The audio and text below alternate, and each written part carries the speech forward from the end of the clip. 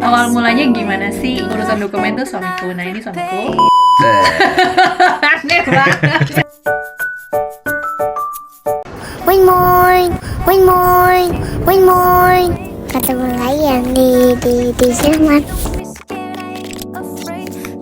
Ketemu lagi dengan channel YouTube Aaron di Jerman. Nah hari ini kami akan share tentang gimana sih caranya, kenapa kami bisa tinggal di Jerman, awal mulanya gimana, dan perjalanan kami dari Indonesia ke Jerman, dokumen apa aja yang diperlukan. Stay tune. Jadi awal mulanya itu dulu kira-kira tahun 2000 berapa ya? 2023 lah ya. Nah itu bulan-bulan Januari waktu itu tiba-tiba ada temen yang WA, Bang lu tahu si ini nggak gitu. Ya udah ternyata dia tuh ditawarin untuk kerja di Jerman gitu. Oh siapa? Si ini nih dulu pernah kerja bareng sama kita, dia OJT dulu, on job training di kantor kita dulu. Oh gitu. Tolong bang tanyain ke dia kalau emang abang kenal nanti bener apa enggak itu kerjaannya. Nah jadi ada salah satu kolega yang pernah magang di kantor tempat suamiku kerja sebelumnya. Nah sebelumnya suamiku ini bekerja di bidang Di penerbangan. Tapi lebih spesifiknya itu di NDT. NDT itu kayak apa ya? Non-destructive test. Jadi kalau misalnya di pesawat tuh kayak ada inspeksi dan lain-lain. Nah itu. Nah bidang NDT ini kebetulan karena sekarang udah masa pandeminya udah berakhir, udah selesai, terus bisnis penerbangan jadi meningkat lagi dan dibutuhkan banyak tenaga kerja ahli gitu. Nah salah satunya pintu kita masuk ke Jerman adalah dari Blue Card. Dari Blue Card. Nah jadi Blue Card adalah ya di Jerman. Kebetulan kan lowongannya emang ada di Jerman. Terus waktu itu sempat nanya juga sama temen yang nawarin itu, ini saya pakai visa apa gitu. Oh pakai visa ini aja, punya degree nggak? Maksudnya punya S1 nggak gitu? Punya gitu. Ya udah coba aja dulu lihat S1-nya terdaftar nggak di Jerman. Kalau terdaftar nanti pakai Blue Card aja. Nah, jadi untuk yang penasaran, Blue Card itu sebetulnya adalah izin kerja. Jadi izin kerjanya itu untuk orang-orang yang di luar Eropa, di luar Uni Eropa, itu bisa apply Blue Card jika memiliki keterampilan tenaga ahli. Jadi contohnya misal suamiku bekerja di bidang NDT, dia bisa apply sebagai NDT inspektor dan asalkan memenuhi kualifikasi. Contohnya gajinya mesti minimal. Ya, dia ada minimalnya kayak misalnya lupa sih waktu itu berapa karena tiap tahun kayaknya dia akan ganti. Jadi kayak 35.000 euro sampai 56.000 euro. Nanti coba kita lihat lagi deh ya. Per tahunnya. Per tahun. Gitu. Terus pemegang Blue Card ini bisa punya punya hak untuk membawa keluarganya, istri, anak, orang tua juga bisa dibawa. Tanpa harus bisa bahasa Jerman. Tanpa harus bisa berbahasa Jerman. Salah satu syarat untuk bikin visa itu adalah waktu itu tuh kita harus ngisi formulir. Sebetulnya ada sih link lengkapnya nanti di share di sini ya. Terus juga kita pertama harus dapat offer dulu dari mereka. Dan offernya itu minimal tuh gajinya itu kalau untuk bruto ya kan di sana kan ada pajak juga. Jadi setahun itu minimal tuh kita harus punya offering sekitar 41.000 euro per tahun. Untuk ilmuwan, matematik, insinyur, dokter dan tenaga ahli itu minimal 41.000. Tapi bisa juga untuk profesi lainnya itu sekitar 45.300 euro per tahun ya. Ini yang terbaru nih 2024. Kalian bisa kaliin ke sekarang kursnya 17.200 sampai 17.500. Iya kurang lebih. Sekarang lagi jelek kursnya. Nah terus yang harus ditekankan untuk Blue Card itu adalah mereka harus kalian harus punya bukti kualifikasi bahwa kalian pernah kuliah. Yang mana tuh kuliahnya itu diakui sama Jerman. Diakui sama Jerman tuh apa sih maksudnya? Jadi kayak di sini ada website namanya Anabin. Itu untuk kayak ngelihat. Nanti akan dilampirin ya websitenya di sini. Nanti itu akan ngelihat apakah kampus kamu itu terakreditasi atau dikenali di sini. Kalau dikenali, ya alhamdulillah syukur. Jadi mereka dengan kita prosesnya akan lebih mudah lah gitu. Walaupun mungkin kalau nggak dikenali mungkin ada kayak tata caranya, cuma waktu itu kebetulan kampus aku dikenali, jadi aku nggak tahu kalau sampai yang selanjutnya tuh kayak gimana untuk Mungkin yang kalian bisa yang cari lain. tahu di websitenya. Anabin ya. Iya, Mm-mm. bisa cari tahu. Atau mungkin misalnya kampusnya tidak terdaftar, apakah bisa urus dokumen dan segala macam kayak gitu. Bisa dicek lagi. Berikutnya adalah berapa lama sih pengajuan visa Blue Card dari mulai proses awalnya, dari dokumennya udah lengkap misalnya sampai visanya di-approve dari Kedubes Jerman di Indonesia. Jadi berapa lama? Waktu itu kita lama banget gak sih? Dulu pertama kali dapat offering itu bulan Mei 2023. 2023. Nah, terus kita mulai apply itu mungkin awal-awal Juni. Itu kan bukan nge-apply sih, karena nyoba ngurusin ngelengkapin semua syaratnya kan, karena harus ke kampus, ngurusin legalisir sama harus apostil. Apostil kan emang wajib ya, kalau untuk di Jerman itu apostil, kalau di beberapa negara lain mungkin nggak minta apostil, mintanya legalisir gitu. Tapi kalau di sini dia mintanya apostil. Nah, apostil karena kita udah nikah, jadi yang harus diapostil tuh waktu itu adalah Kartu ijazah, keluarga enggak kartu keluarga enggak, ijazah, terus buku nikah dan tanda lahir Eren. akta kelahiran Ya. karena kita udah Karena punya kita anak. harus bawa semua kan, karena itu adalah dokumen yang membuktikan bahwa kita ini emang benar keluarga gitu. Nah, itu proses cukup lama untuk ngurusin apostil, walaupun banyak juga calo ya atau mungkin jasa untuk minta bantuin ngurusin gitu. Cuma waktu itu aku coba urus sendiri, ya alhamdulillah jadi ngerti gimana cara semua prosesnya bekerja. Dan itu waktunya cukup lama gitu. Abis itu setelah kita udah apply waktu itu Aneh ya. Ulang-ulang. waktu itu kita apply bulan Juni itu, terus waktu itu apply punya aku dulu ya. Iya. Pokoknya singkat cerita, akhirnya visanya itu cair tuh bulan apa ya? Akhirnya iya, jadi pertama tuh visa suami dulu yang keluar, visa yang bekerja. Jadi waktu itu offeringnya datangnya bulan Mei, terus kita bulan Juni, Juli lah ya, mungkin awal Juli itu kita nge-apply visanya gitu.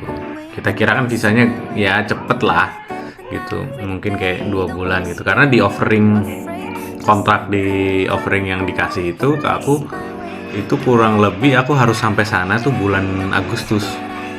Jadi kan mepet tuh Mei, Juni, Juli, Agustus, kayak cuma 3 bulan. Kita mikir sempet nggak ya, tapi udahlah kita apply aja gitu. Terus ternyata setelah kita tunggu itu akhirnya bulan November ya. Akhirnya bulan November baru keluar visanya. Akhirnya kita beli tiketnya di mepet-mepet, akhirnya dapet tiket, terus kita berangkat di tanggal 28 Desember. Jadi kayak kita tahun baruan di sini. Nah, jujur di YouTube atau di sosial media itu jarang banget yang ngebahas tentang Blue Card. Ada sih beberapa blog yang ada di internet tuh ngebahas tentang Blue Card. Udah sampai cari tahu kayak gudeg-gudeg gitu ya. Iya, cuma kayak udah lama Sedikit banget gitu, informasinya. nggak ada update lagi gitu. Jadi kita akhirnya ya berusaha coba kontak dia, akhirnya dia balas, cuma ya dia nggak bisa tahu banyak karena udah lama banget dia, mungkin tahun 2016 kali kalau nggak salah. Ya udah akhirnya kita coba, dan ada beberapa yang berbeda gitu, dan ada tips gitu, maksudnya kalau kalian nanti akhirnya dapat Blue Card gitu kan, supaya biar granted visanya, maksudnya supaya lebih cepet gitu, pastikan visa perjalanannya itu pakai visa perjalanan dari yang di Jerman ya, jangan pakai visa perjalanan yang sekali berangkat gitu, yang cuma visa perjalanan dong. Tapi ini asuransi yang bener-bener, asuransinya jangan yang asuransi perjalanan sekali doang gitu, dia nggak mau biasanya. Dia maunya visa yang dari sini, yang dari Jerman. Nanti aku tunjukin, jadi email-emailan waktu kami tuh minta konfirmasi dari Kedubes Jerman di Indonesia. Kalau bener nggak sih asuransi perjalanan yang dibutuhin tuh ini. Jadi kita sampai hampir beli asuransi yang dari Indonesia, kayak misalnya juga asuransi Allianz ya waktu itu. Allianz. Tapi mereka ternyata nggak mau, mereka nggak terima. Mereka bilang asuransi yang mengcover pas kalian tuh nyampe di sini di Jerman, karena nggak mau dong pasti mereka kita masuk ke Jerman tapi kita asuransi cuma asuransi perjalanan. Itu adalah dokumen perjalanan adalah asuransi. Jadi asuransi dari Jerman ya, dan akan berlaku pas kalian dan keluarga itu tiba di Jerman. Asuransi itu bisa dipakai. Bukan cuma asuransi perjalanan yang kayak cuma buat pas berangkat. Ini enggak, ini kayak asuransi kalian selama kalian tinggal di Jerman. Dokumen asuransi itu, nah itu yang bisa kita gunakan untuk email kita lengkapin data untuk ke Dubes Jerman di Indonesia. Jadi yang namanya asuransi itu di Jerman itu wajib ya. Jadi pas kita udah dapet offering dan kita udah oke dengan offeringnya, terus kita mau proses visa. Nah nanti di salah satu persyaratan visa itu kita harus sudah punya asuransi. Nah di Jerman tuh ada beberapa asuransi ya, misalnya contohnya AOK, terus ada TK itu kebanyakan dari Techniker Krankenkasse. Nah kita pilih, kita daftar.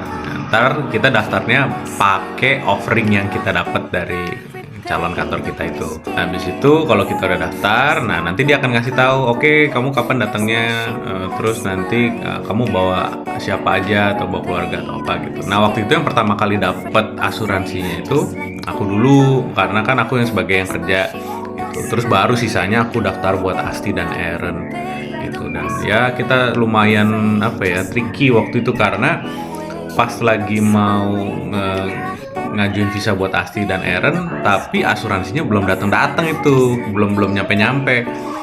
Pasti ke Dubes udah minta. Iya, ke Dubes udah minta mana gitu. Terus kita kayak bingung kan, karena udah mepet waktunya, udah mau tahun baru gitu. Jadi akhirnya kita coba ngide untuk ya itu tadi beli asuransi perjalanan yang cuma 1 kali gitu. Cuma ternyata ditolak gitu. Ya itu salah satu tips sih yang harusnya dihindari untuk kedepannya. Nah berikutnya gimana sih caranya dapat tempat tinggal di Jerman? Nah ini suamiku akan cerita lebih detail. Pas lagi dapat offering itu, terus udah mulai proses visa, kita juga harus nyari yang namanya apartemen. Di sini apartemen gampang-gampang susah alias susah-susah gampang. Gak ada yang susah. Susah banget. Jadi karena di sini orang lebih banyak yang mau ngontrak daripada orang yang punya rumah gitu. Jadi kadang suka harus sampai kayak kayak kita harus apply ke mereka, terus mereka akan seleksi gitu dari ratusan orang. Biasanya kayak bisa 1:10 ya. Iya, 1:10. Yang apply itu 10 orang gitu. Terus atau lebih malah. Ya, atau bahkan lebih. Nah, terus yang diterima ya pasti cuma 1 gitu. Pernah suatu ketika kita itu datang untuk appointment survei, tapi dia kayak janjian jam 10 pagi dan yang datang barengan kita tuh ada 3 orang yang sama. Terus pas jam 11 siangnya dia udah ada lagi appointment untuk orang yang survei juga dan lebih dari 1.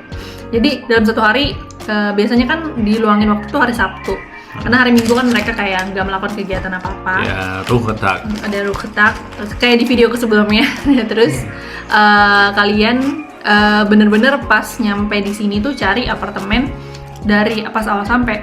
Nah, sebelum sampai kita itu karena kita belum pernah tinggal di Jerman, jadi belum punya koneksi, belum punya kenalan. Nah, kita mengandalkan agent namanya itu City Wohnen. Nah dari City Wohnen ini kita sewa rumah secara temporary itu maksimal 1 tahun. Jadi kalau setelah 1 tahun kita belum dapat rumah juga tuh kayak kita harus sewa temporary lagi dan harganya lebih mahal. Jadi harganya lebih pricey karena dia biasanya udah include dan lain-lain semuanya. Udah furnish juga. Jadi kita tinggal datang, ketemu si penyewa, handing over dan segala macam. Emang sih lebih mudah, cuman harganya juga lebih mahal. Untuk pendatang baru menurutku cukup berat ya pas awal-awal. Nah sampai akhirnya setelah 5 bulan kita tinggal di Jerman, akhirnya kita dapat kenalan beberapa teman-teman orang Indonesia juga, dan kebetulan di apartemen yang sama dengan dia itu ada yang kosong dan lagi direnovasi. Jadi kayak kita apply juga, bikin surat cinta. Jadi di sini tuh kita kayak kalau mau apply tuh bikin kayak ngelamar kerja. Kayak ngelamar kerja gitu loh. Jadi nggak cuman gue mau sewa dong, ntar gue bisa bayar. Nggak, semua orang bisa bayar kayaknya. Cuman siapa yang mau diterima sama si landlord ini adalah hal yang tricky gitu. Jadi ada salah satu aplikasi di sini namanya Immobilien Scout. Itu dia kayak OLX lah ya. kayak bursa jual beli, bukan jual beli sewa, jual beli juga Sewa bisa. properti ya, kayak sewarumah.com gitu. Sewarumah.com dan lain, pokoknya kayak Alex lah untuk orang ngontrak gitu. Itu website yang salah satu yang terbesar di Jerman gitu. Cuma sulit sekali karena biasanya kalau misalnya mereka sudah oke dengan kita, mereka pasti akan nyuruh kita untuk kayak datang dan survei. Masalahnya kalau kita masih di Indonesia kan susah. Jadinya ya kita mau nggak mau harus coba yang lain, yang mana yang udah pasti akan dapat gitu. Kalau itu kan belum tahu ya, kita udah apply sana sini segala macam, tapi ternyata mereka nggak apply dan waktu kita udah harus berangkat dan kita misalnya udah sampai, kita nggak punya tempat tinggal. Jadi waktu itu akhirnya kita ketemu sama apartemen yang agen itu namanya City Wonder itu yang tadi udah jelasin. Itu ya lumayan lah, mereka walaupun cuma 1 tahun tapi kan kita nggak perlu bawa apa-apa ya, karena tinggal bawa badan aja, bawa koper, semua udah ada, dari mulai dapur sampai kamar mandi, kamar tidur, semua udah lengkap. Tinggal Ini rumah yang sekarang? Ya, ini rumah yang sekarang kita tinggalin. Nah, Dan ya, pernah di-review juga di YouTube yang ya ada di ada videonya, ada videonya, ntar dicek aja.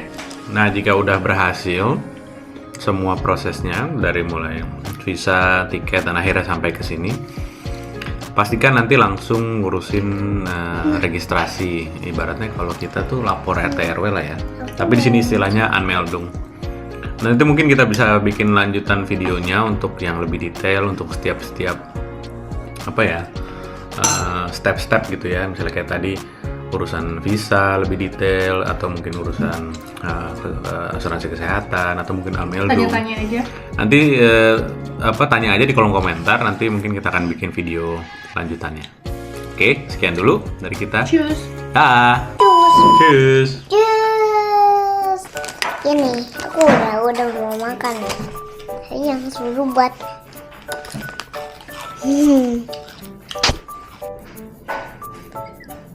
Ya.